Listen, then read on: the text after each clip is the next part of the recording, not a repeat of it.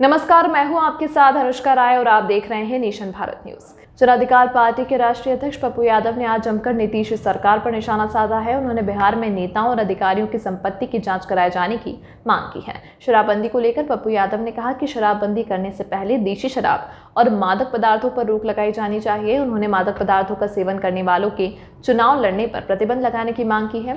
पप्पू यादव ने आरोप लगाते हुए कहा कि शराब माफियाओं का सत्ता पक्ष और विपक्ष से साठगांठ है। उन्होंने कहा कि शराबबंदी से पब्लिक से पूछिए, अधिकारियों से नहीं। जो पब्लिक चाहती है वही करिए। पप्पू यादव ने कहा कि शराबबंदी पर मैराथन बैठक करने की कुछ नहीं होगा। बिहार सरकार के अधिकारी ही शराब माफिया से मिले हुए हैं। नीतीश जी, आपके ही सहयोगी उपेंद्र कुशवाहा और संजय जायसवाल शराबबंदी पर सवाल खड़े किए हैं।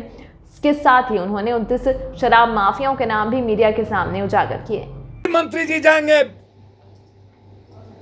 हर महीना जिले में, तो इसका मतलब जहां 10 जगह बंटवारा था शराब का पैसा, अब बर्मा जगह भी बंटवारा होगा।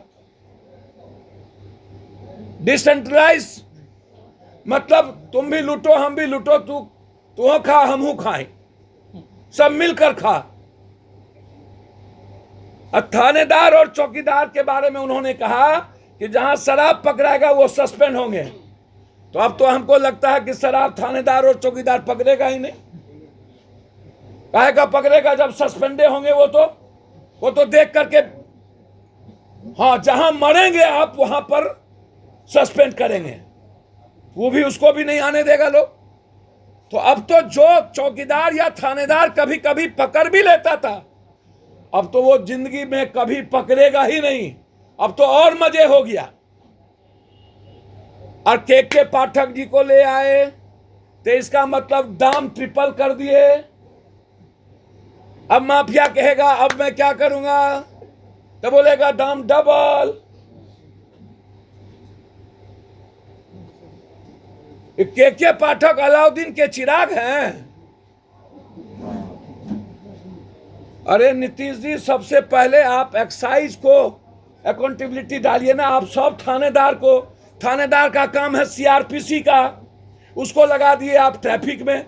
और ट्रैफिक को आप क्या करिएगा, उसको लगा दिए डीटीओ में, उसको लगा दिए आरटीओ में, उसको लगा दिए एक्साइज में। थानेदार का काम है सिर्फ सीआरपीसी के तहत जो केस एक्ट होता है उसके तहत कार्रवाई करना और चार्जशीट करके अपराधियों को सजा देना। दुनिया में ऐसी कोई व्यवस्था नहीं है जहां पर पुलिस को इतना मोनोपोली करने की छूट दे रखी है। सिर्फ बिहार है जहां सबसे ज्यादा लूट, सबसे ज्यादा अरबों करोड़ों रुपया थानेदार के पास यदि कहीं है कि हिंदुस्तान में बिहार की पुलिस सबसे ज्यादा अहंकारी और लूटती है। फिर आप सारा डिपार्टमेंट क्यों बनाए हुए हैं? ट्रक का जांच वही, बस का जांच वही, होटल का जांच वही।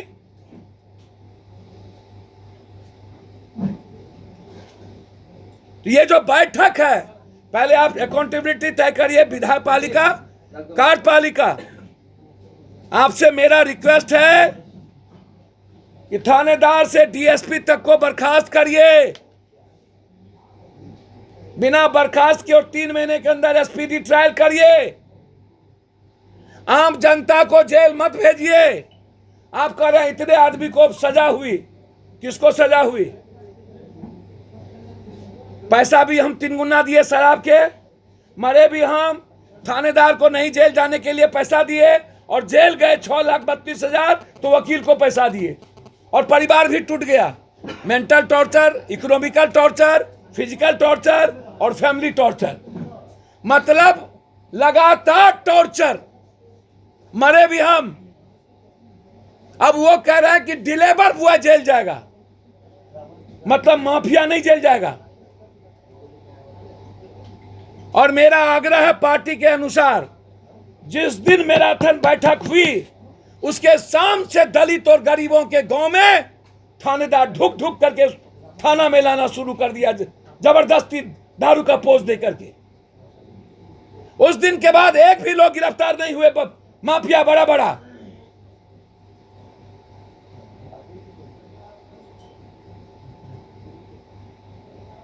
इस मैराथन बैठक से प्रभारी मंत्री का निराला हो गया।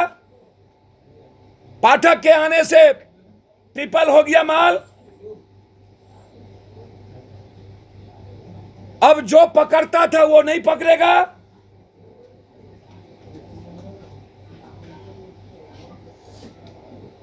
और साथ साथ दलितों पर और गरीबों पर जुल्म बढ़ गया, क्योंकि उन्हें कोटा पूरी कर दी है। तो जो पैसा देता है वो तो करेगा नहीं। एसपी डीआईजी तक को आप सस्पेंड करिए और डीएसपी से दरोगा इंस्पेक्टर को बर्खास्त कीजिए, एक्साइज इंस्पेक्टर को बर्खास्त कीजिए, एक्साइज सुपरडेंट को सस्पेंड कीजिए।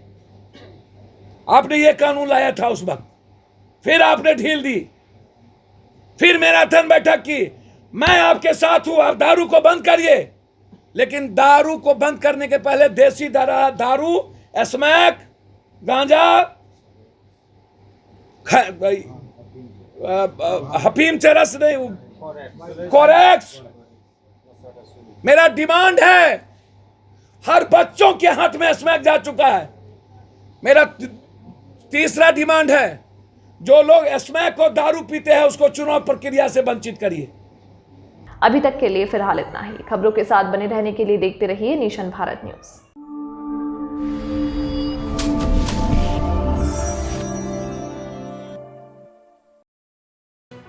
लेटेस्ट खबरों से जुड़े रहने के लिए हमारे चैनल नेशन भारत को सब्सक्राइब करें और बेल आइकन को दबाएं ताकि कोई खबर छूट न पाए।